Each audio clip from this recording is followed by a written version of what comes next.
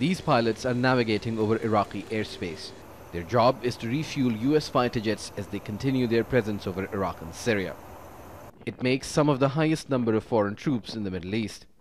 With Trump administration ratcheting up its rhetoric with Iran, there are concerns for the troops stationed in the Middle East. Is there a threat from escalating tensions with Iran to foreign forces in Iraq? I don't see it. I see Iraqi security forces defeating the threat, which is ISIS. The threat that I see is if security isn't maintained to allow stability and reconstruction to occur on the governments of Iraq's timeline, that will be the biggest threat. Pro-Iran militias were instrumental in defeating ISIL. Washington wants to limit their influence in Iraq and cross-border into Syria. The Shia militias are now part of the security framework and report to the Iraqi Prime Minister.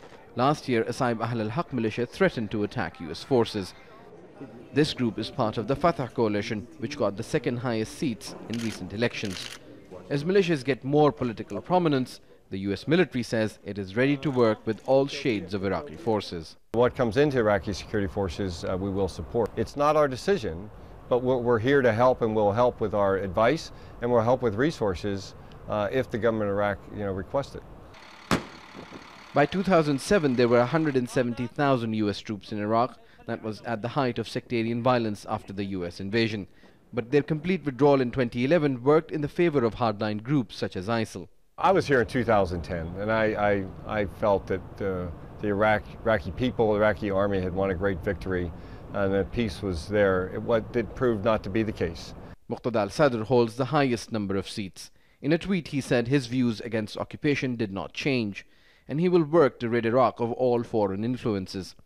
Al-Sadr led 2 uprisings against US forces, but he repositioned himself as a moderate centrist leader in recent years.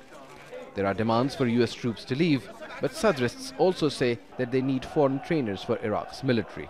Most Iraqis have voted for a nationalist government which is against foreign influence. Iran has a significant say among Iraqi politicians. The US and Saudi Arabia also want a government which is sympathetic to their interests. With rising polarization between the US and Iran, Iraq will struggle to escape the impact of this tension. Osama bin Javaid, Jazeera, Baghdad.